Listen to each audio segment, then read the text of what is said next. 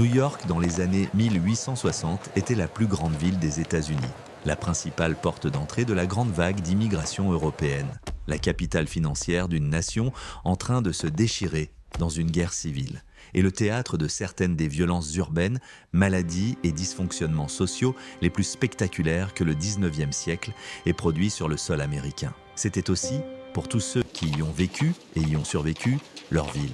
L'endroit où l'ambition, le désespoir et l'ingéniosité ont produit cette énergie humaine particulière qui a fait de New York le sujet de plus de mythologie que n'importe quelle autre ville américaine. Cette mythologie parle de survie, de débrouille et de réussite. Ici, il s'agit de savoir pourquoi, vous en particulier, vous ne tiendriez pas jusqu'à la fin du premier jour. L'air était le premier problème et il est pire que vous ne l'imaginez. New York, dans les années 1860, était une ville d'environ 1 million d'habitants et d'environ 150 000 chevaux. Des chevaux de trait tirant des chariots et des tramways, des chevaux d'attelage tirant les véhicules des riches, les animaux de travail d'une ville dont toute l'infrastructure de transport dépendait de la force animale. 150 000 chevaux produisaient chacun environ 22 livres de fumier par jour, ce qui signifie que la ville générait environ 3 300 000 livres de fumier de cheval chaque jour, déposés dans les rues, traités par les mouches qui s'y reproduisaient, dissous par la pluie en un liquide qui imprégnait les pavés de bois des rues, puis séchés par temps chaud en une fine poussière qui recouvrait tout et entrait dans chaque respiration.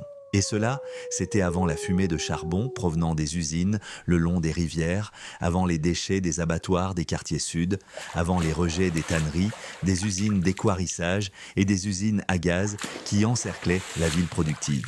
Vous réussirez tout cela dans les 5 minutes suivant votre arrivée. L'eau est le deuxième problème et c'est celui qui a le plus de chances de vous tuer dès le premier jour. L'aqueduc de Croton, achevé en 1842, avait considérablement amélioré la situation de l'approvisionnement en eau par rapport aux conditions véritablement catastrophiques de la période précédant Croton. Mais l'infrastructure de distribution à l'intérieur de la ville était inégale et les quartiers les plus pauvres, le Lower East Side, Five Points, les districts de taudis surpeuplés où les immigrants récents vivaient à 6, 8 ou 10 par pièce, obtenaient leur eau à partir de bornes fontaines, depuis souvent creusées à une proximité inquiétante des latrines desservant les mêmes bâtiments ou de porteurs d'eau qui vendèrent le produit de source qu'ils n'inspectaient pas et dont les prix mettaient l'eau propre hors de portée du budget quotidien des foyers les plus précaires. Le choléra qui a balayé New York en 1832, 1849 et 1866 a trouvé ses principales victimes précisément dans ces quartiers et précisément pour ces raisons.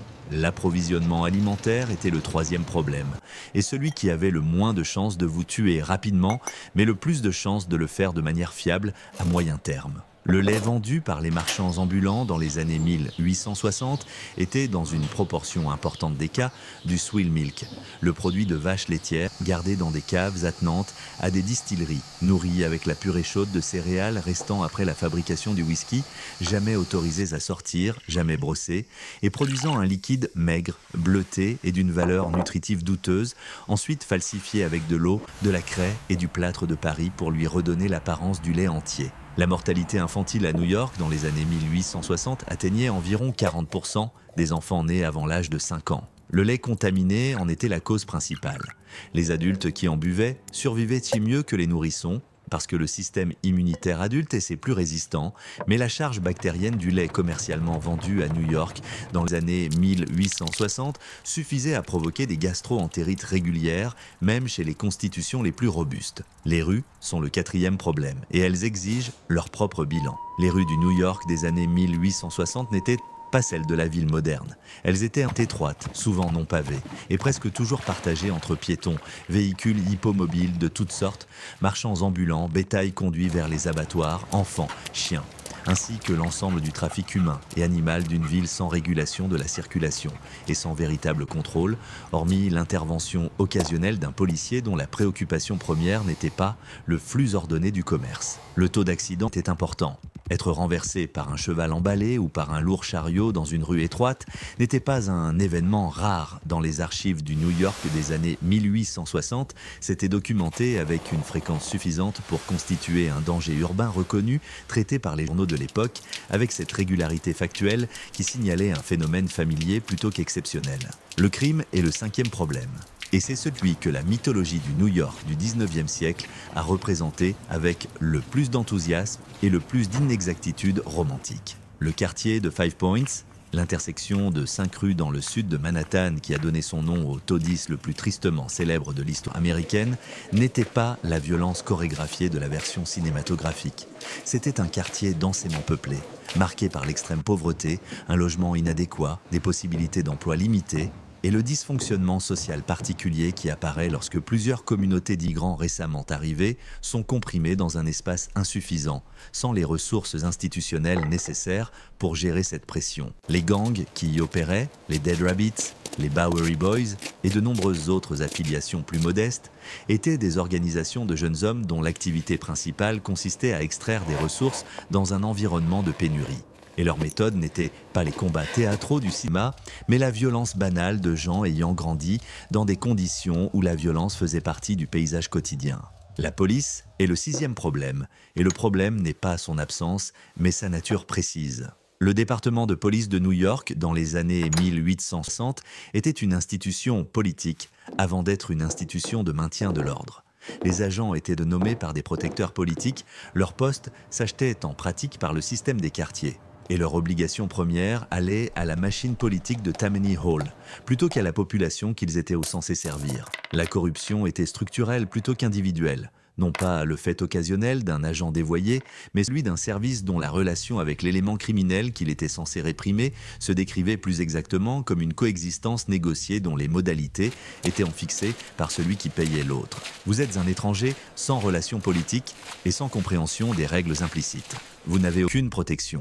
L'infrastructure sanitaire est le 7e problème et c'est elle qui produit l'odeur sous-jacente à tout le reste.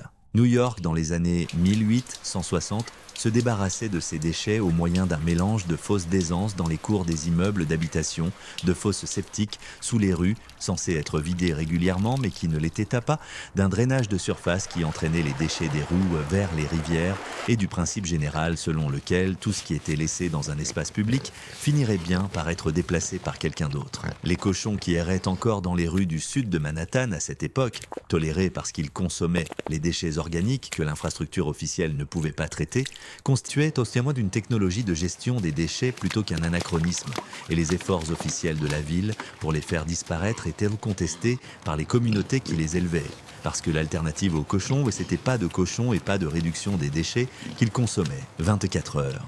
L'air entre dans vos poumons quelques minutes après votre arrivée et commence son travail. L'eau ou la nourriture suivent dans les heures ce qui viennent. Les rues présentent en permanence leurs dangers mécaniques. Le crime, l'absence politique de protection, l'odeur, voilà les conditions de fond constantes de tout le reste. Vous ne mourriez pas de façon spectaculaire. Vous ne seriez ni assassiné dans une ruelle, ni emporté par une inondation. Vous seriez malade de manière spécifique et précise, à cause des agents pathogènes, des particules et des substances falsifiées d'une ville qui grandissait plus vite que ses infrastructures ne pouvaient le supporter et qui n'avait pas encore développé les cadres de santé publique que le XXe siècle finirait par rendre élémentaires. Le New York que vous imaginez quand vous imaginez le New York des années 1860 est celui de la mythologie. Le New York qui vous accueillerait réellement serait celui de la biologie. Et la biologie l'emporterait dans les 24 heures, presque à coup sûr. La mythologie viendrait plus tard, quand quelqu'un d'autre écrirait à ce sujet.